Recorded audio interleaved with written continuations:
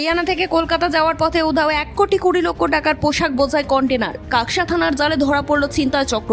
সূত্রের খবর, চলতি মাসের 3 তারিখ হরিয়ানার গুরগাঁও থেকে 1,20,00,000 টাকার গার্মেন্টস পোশাক বোঝাই কন্টেনার লরি রওনা দেয় কলকাতার উদ্দেশ্যে। কিন্তু কলকাতার সংস্থা জানতে পারে লরিটি কলকাতায় না পৌঁছে কাকসা থানার অন্তর্গত বাসকোপায় 19 নম্বর জাতীয় সড়কের ধারে দাঁড়িয়ে রয়েছে।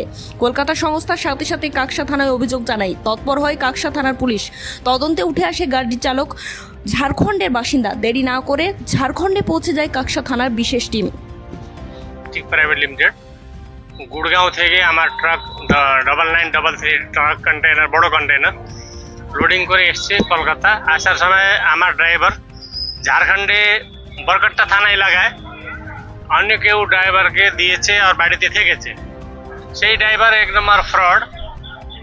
ওরা জানতো না বা ভালো করে জানতো না। সে ওই ড্রাইভার ট্রাককে হাইজ্যাক করে নিয়ে চলে গেছে আপনার এই যে পথরোল থানা এলাকায়। যখন আমি সব মালটা কোনো জায়গায় খালি করেছে। মাল আমার গার্মেন্টস আর মিক্স আইটেম ছিল, কোরিয়ার লজিস্টিকের মিক্স আইটেম হয়, বেশি করে গার্মেন্টস ছিল। 1,20,00,000। আর সেই মালটা কোনো জায়গায় খালি করে এনাদের গ্রুপ ছিল, মানে ফ্রডে, মানে এইসব গাড়ি হাইজ্যাক করে এইসব ক্রাইম করা গ্রুপ আছে বরকাটা থানা, বেশি করে অনেক গ্রুপ আছে ওখানে। আমি এখন বুঝতে পেরেছি। হ্যাঁ, এই ওরা মালটা পথরোল থানা গ্রামে খালি করে ট্রাকটা এনে দুর্গাপুর থানার একটু আগে টোল পার করে ওখানে দাঁড়িয়ে ট্রাকটা দাঁড়ান করেছে, তারপরে চলে গেছে। তখন ড্রাইভারটা 4-5 ঘন্টা ধরে গাড়ি ওখানে দাঁড়িয়েছে দুর্গাপুর টোলে বলে। আমার যা জিপিএস চেকিং হয়েছে, হেড অফিস থেকে ফোন এসছে ওখানে ট্রাক দাঁড়াচ্ছে কেন 4 ঘন্টা ধরে।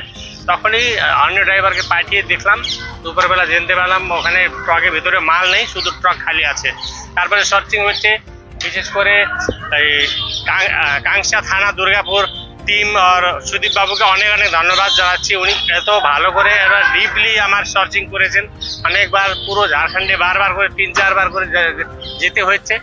আর ঝাড়খণ্ডে বরকাটা থানা এলাকা, সেই এলাকার থানা বিলকুল আমাকে একদম সহায়ক করে না, হেল্প করে না। ওরা মানে ক্রাইম, মানে লোককে বাঁচানোর জন্য কাজ করছে। হ্যাঁ, এখন আজকে এই যে পথরোল থানা এলাকায় কালকে ওখানকার ওসি খুব সহায়ক করেছেন। উনি খুব অ্যাক্টিভ হয়ে আমার টিমকে সহায়ক করেছেন। দুটো টিম, হ্যাঁ, পথরোল থানা কাকসা থানা সহযোগিতা।